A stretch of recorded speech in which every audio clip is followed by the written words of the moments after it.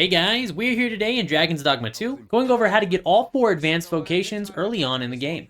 The first vocation we're going to go over is the Mystic Spearhand. In order to acquire the Mystic Spearhand as early as you can, you want to finish the Seat of the Sovereign quest by arriving in Vernworth for the first time, and then speaking to Captain Brant at night at the Tavern. Once you have finished Seat of the Sovereign, Captain Brant will offer you 3 different quests in the area of Vernworth. All you have to do to get the Mystic Spearhand is accomplish one of these quests. I recommend Disa's Plot, since it's incredibly simple and very quick. After you have completed one of Captain Brant's quests, you're simply going to take an ox cart back to Melve, and you will arrive and see a lesser dragon attacking the city once again. There are ways to take down and kill this dragon, but we are not going to go over those in this video, because that is not necessary to unlock the Mystic Spearhand. All you're going to have to do is battle this dragon until it is low enough on hit points, and it will take off and flee the city. Once this happens, you need to find an NPC who is fighting the dragon named Sigurd, who is a hooded human with a duo spear on his back. You need to speak to Sigurd and ask him about his fighting style, and he will unlock the Mystic Spearhand for you. Now, assuming you've already been playing the game and have not started a brand new character, and have already started doing quests for Captain Brant, you may still be able to unlock the Mystic Spearhand early, since Captain Brant gives you a total of 6 quests in the area of Vernworth, and only one of these will lock you out of the ability to get the Mystic Spearhand in the city of Melve, and that is the Nameless Village. All 5 of the other quests can be completed, and the next time you go to Melve there will be a lesser dragon there for the Mystic Spearhand unlock. Once you have finished the Nameless Village quest, Sigurd can no longer be found in Melve. I have seen people say that you can find Sigurd at his coastal hut in Harve village once it's been restored after the Saurian attacks, and he will unlock the Mystic Spearhand vocation for you here. I have not had this happen personally, so I'm not exactly sure what the triggers are to get Sigurd to Harve village. But if you've missed the early unlock attempts, the likelihood is that you will have to wait until your party is actually capable of taking down a lesser dragon and traveling through Battahl in order to get to the Dragonsbreath tower at the bottom left corner of the map. You will be able to arrive here and battle the lesser dragon with Sigurd, and after defeating it, he will unlock the Mystic Spearhand vocation for you at this time. Now, all 3 of the other vocations we're going to talk about unlocking are all located in Battahl, and if you're trying to unlock them early, you will have to sneak into Battahl illegally. I'm going to quickly reference which method I recommend getting into Battahl for each vocation unlock, but if you'd like more details on these methods, or more details on all the ways to get into Battahl illegally, then I'll post a video up at the top corner and in the description on how to do so. The next vocation we're going to look at is the Trickster. First of all, I recommend traveling to Checkpoint Rest Town, which is west of Vernworth and can be accessed through the ox cart on the west side of Vernworth. Once here, I also recommend sleeping in the inn at Checkpoint Rest Town, because Battahl will be very difficult, especially if you're at a lower level trying to get one of these vocations early, and it is very likely you could die. Once you're in Checkpoint Rest Town, I recommend dozing off on a bench until about midday, and then crossing the stone bridge to get a covered ox cart to spawn, and then getting in it in order to pass through the checkpoint. Once we are in Battahl, we're going to follow either the main road, or you can attempt to take some shortcuts through the dangerous terrain in order to get to this area here, where the Trickster Master is waiting in a temple. Once you arrive at this temple, you will find a spirit or a shade that you can speak to, and when you exit the conversation with it, she should unlock the Trickster vocation for you. Now, the Master skill from the Trickster can be found by actually locating the Trickster Master and not just her shade, by climbing up on a ladder to the left side of the building or the north side, and finding her sitting down on the front of the roof of the building. Finding the Trickster Master up here will also unlock the Trickster vocation, so you can actually just skip the spirit down on the bottom and head directly up to the top to get the Trickster vocation and the Master skill all in one. And finally, we're coming to unlocking the Magic Archer and the Warfarer vocation. Now, we're going to go over both of these at the same time because they are located roughly in the same area, even though their unlocks are different. So we'll be going over step by step how to get there, and stopping along the way to get things for the Warfarer, and stopping to do the Magic Archer quest on the way to the Warfarer. So you may have to deal with some information on a vocation that you're not interested in, but I do recommend getting both of these at the same time, so you only have to make this trip one time. First of all, I recommend taking the Gurkho Cavern path found to the eastern side of Checkpoint Rest Town and following the coastline up into Bakbattahl itself. The first thing I do once we reach Bakbattahl is sleep in an inn. This path to the Magic Archer and the Warfarer is an incredibly dangerous path and one you should not be in at a low level, so it's highly likely that you could die and need to reset to an inn save in order to try it again, or just to get yourself out of a dangerous place. Once we reach the city of Bakbattahl, we need to acquire some Newt Liqueur in order to unlock the Warfarer vocation. You only need 3 Newt Liqueur in order to unlock the Warfarer vocation, but on our way to get to the Warfarer NPC, we're going to come across 7 different options of getting Newt Liqueur. Some of these will be quicker to acquire than the others, but maybe cost a little bit more money, while others will just require more running around. So it will be up to you to decide which 3 Newt Liqueurs you want to acquire after we've gone over them. The first Newt Liqueur we're going to get is from Earland, found on the road in Battahl near the Flamebearer Palace. Earland will sell you 1 Newt Liqueur for 2,000 gold, and then he will leave this location and not be found here anymore. The second option to get Newt Liqueur is at the Higgs Tavern stand on the northern side of Bakbattahl. If you go to Higgs Tavern stand and unlock the Newt Liqueur here, Earland will no longer be on the road near Flamebearer Palace and will not sell you Newt Liqueur. So if you're looking to get as much as you possibly can, make sure you go to Earland first and purchase his Newt Liqueur before you head to the Higgs Tavern stand. Now, in order to get any Newt Liqueur from Higgs Tavern stand, your character needs to be a Beastren, or you need to be wearing a Beastren mask, which can be purchased from a few merchants inside of Checkpoint Rest Town. Now, if your character is a Beastren, or you are wearing a Beastren mask, what you're going to do is look for these stacks of burlap sacks or sandbags near the building, and move them into the pin they are right next to. Once you do this, a dialogue will start with a Beastren nearby that will take your character inside of their secret tavern, and sell you 3 Newt Liqueurs for 5,000 gold apiece. If you move these sacks into the pin and you are not a Beastren or wearing a Beastren mask, the nearby NPCs will become kill on sight to you and attack you, attempting to put you into jail. I also believe once you do this, these NPCs will be kill on sight to you anytime you return to the Higgs Tavern stand, so you will not be able to access these Newt Liqueurs later if you do this incorrectly. The fifth option to get a Newt Liqueur is to exit the city of Battahl on the most eastern side of it, and as we head down the pathway here, we will come across a bridge on our right hand side, entering the forbidden Magick research lab. Once we enter the research lab, we're going to head straight in until we get to the dead dragon and take a right. Head up the first small flight of stairs and take an immediate right, and then follow the tunnel to your left until you get to a big circular room. Take a right into the hallway, and then an immediate right into the next room. In here will be a Newt Liqueur on the table along the back wall. The sixth option to get a Newt Liqueur is to head over near the tavern, on the road heading southwest from the ox cart station, where you will be stopped by some NPCs who do not like the fact that you're running around with pawns. They will then jump you and start a fight, and once you take a single hit, the fight will be interrupted by Ragnall, who persuades them to have a more fair one-on-one fight with you, while he bets some money on the outcome.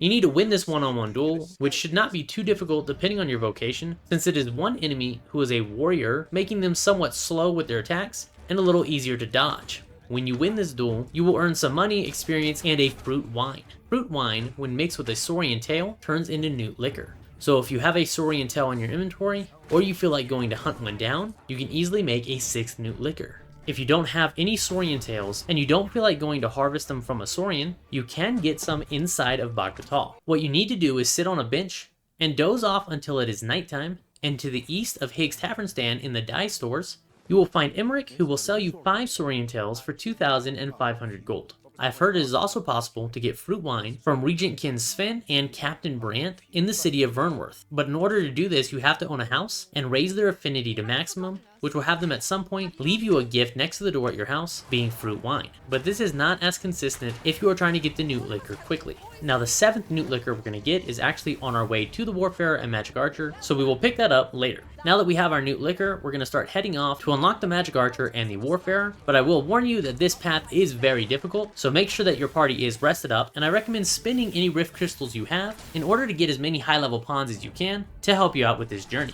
I also highly recommend before we leave Bakbattahl going into their morgue and looking for any chests in there to get yourself Wakestone shards, and ideally form a couple Wakestones to help us on this journey.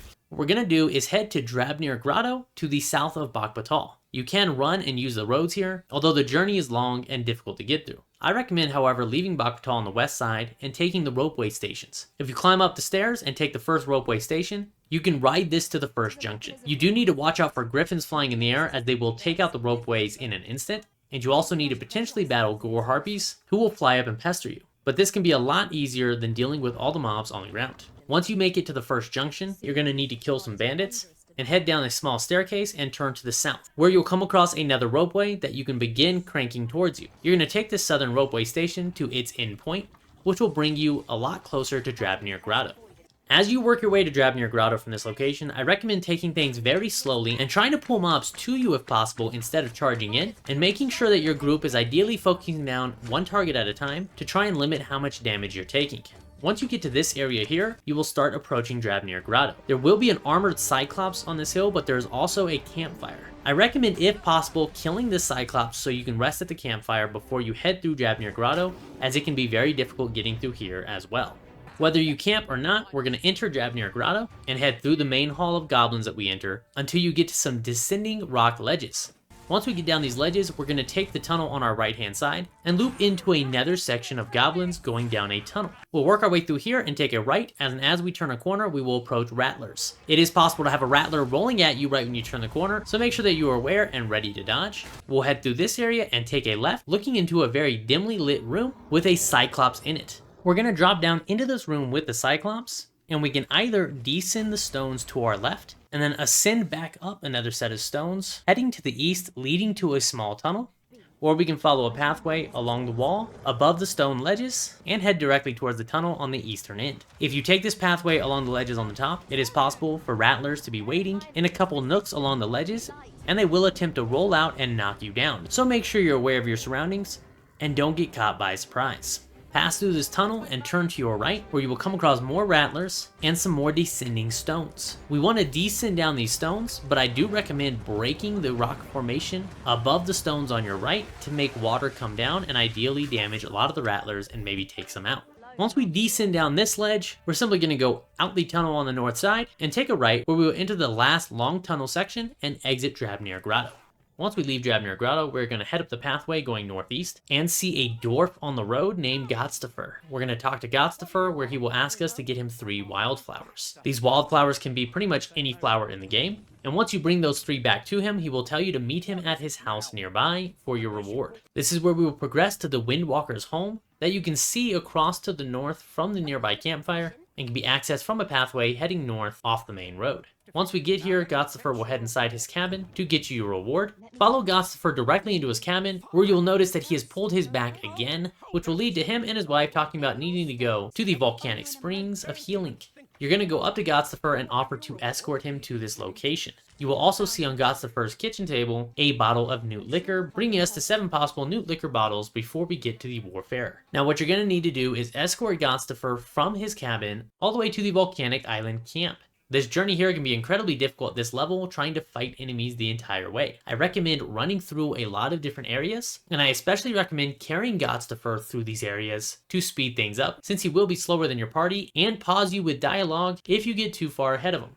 You can see the path I recommend taking on the screen, although you technically can't take any of the pathways there, and then I've highlighted the areas I think it's especially important to carry Gaustfr at in green.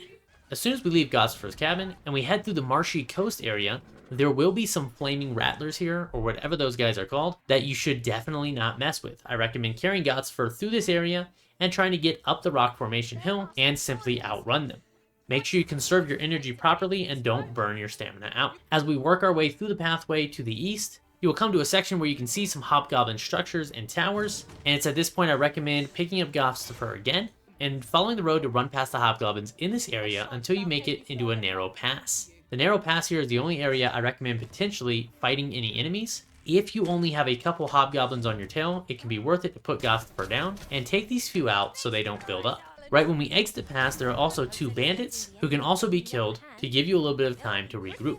We're then going to head up the hill on our right hand side, and I recommend carrying Gaustfr as we will come across a stone golem. You should be able to run past this stone golem before it even gets to its feet, since they have a long wake up time. As we pass the stone golem, there will be a bandit mage who should be able to be ignored if you use a little bit of Serpentine Pattern, just like you would against a dinosaur.